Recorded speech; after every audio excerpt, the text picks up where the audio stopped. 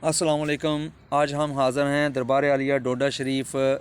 दरबार आलिया डोडा शरीफ गुजरात के बिल्कुल सेंटर में मौजूद है। इस दरबार में जितनी भी हस्तियां हैं उनका मैं आपको तारफ़ करवाता हूं। इस दरबार को डोडा शरीफ में आए थे सबसे पहले पीर गुल साहब। पीर गुल साहब 1841 में पैदा हुए थे और 1916 में उन्होंने वफ़ात पाई। पीर गुल साहब के वालिद का नाम चिराग अली, दादा का नाम मोहम्मद फ़ाज़ल कादरी और परदादा का नाम मोहम्मद कासिम कादरी था।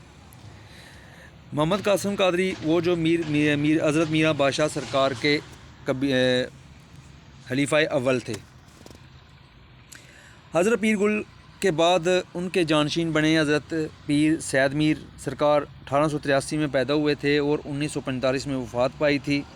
हज़रत पीर सैद मीर सरकार के बारे में बात मशहूर है कि हज़रत मीरा बादशाह सरकार ने हज़रत गुल पीर को बिशारत दी कि एक खादम आने वाला है जिसका रंग सांवला, सीना गोरा, 2 मोहरें, एक पेशानी पर और एक पुश्त पर, और इनका नाम होगा सैद मीर।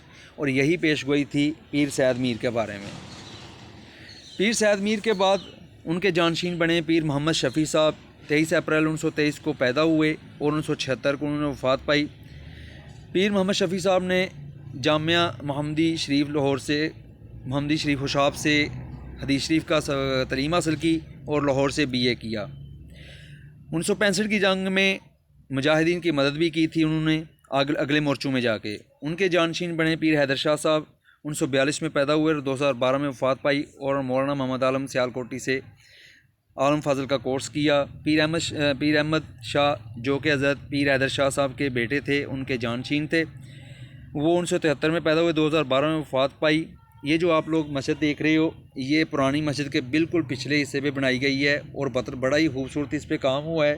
इस मस्जिद की एक खूसियत है कि दरमियान में गुंबद बना हुआ और नीचे स्पीकर वगैरह लगे हुए हैं ज़मीन दोस्त, जिससे ऐसी आवाज़ महसूस होती है जैसे स्पीकर में आवाज़ पैदा होती है। ठीक है। मस्जिद के पीछे एक मदरसा है। मदरसे में सीलिंग का काम बहुत ज़्यादा खूबसूरत हुआ है। इसमें 51 कमरे हैं और हर कमरे में जो है सीलिंग वो डिफरेंट टाइप की हुई है। हर कमरे में आप देखेंगे आपको सीलिंग जो है वो डिफरेंट टाइप की नज़र आएगी। पीर अहमद शाह साहब के बारे में एक बात मशहूर है कि उनसे पहले पीर हैदर शाह साहब के जितने भी बच्चे थे वो वफ़ात पा जाते थे। जब ये पैदा हुए तो पीर मोहम्मद शफ़ी साहब इनको एक बुज़ुर्ग के पास लेके गए। उन्होंने कहा इसका नाम अता मोहिउद्दीन मोहम्मद अहमद रखा जाए। उन्होंने कहा ये एक बहुत आलम दीन होगा, इसका बहुत चर्चा होगा। तो वाकई ऐसा हुआ, वो बहुत बड़े आलम दीन बने। उन्होंने अपनी थोड़ी सी ज़िंदगी में बहुत सारा काम किया। उन्होंने अपने चाचा ताया जान पीर मोहम्मद शफ़ी साहब का काम जारी रखा।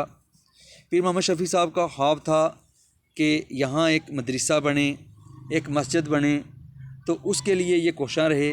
और ये देखें आपके सामने एक मदरसा भी है और मस्जिद भी वगैरह बन गई है, बहुत बड़ी मस्जिद बन गई है। पहले पुरानी मस्जिद थी, अब ये जो है ना उसको नई मस्जिद के पुरानी मस्जिद के साथ नई मस्जिद को मिलाया जाएगा। ये आप देख रहे हैं जो नई मस्जिद बनी गई है, ये इसको दीवारें पुरानी मस्जिद की खाली करके इसको मिलाया जाएगा पुरानी मस्जिद के साथ और ये एक बहुत बड़ी मस्जिद बन जाएगी। और उसके बाद हम चलेंगे अब वापस ही बाहर की तरफ, और बाहर आपको नज़र आएगा एक सहन। उस सहन में आप देखेंगे कि यह हर साल जब उर्स होता है तो इस सहन में लंगर शरीफ वगैरह का इंतज़ाम होता है। तो रमज़ान शरीफ में भी जब अफ्तारी का टाइम होता है तो इसी सहन में अफ्तारी वगैरह का इंतज़ाम होता है।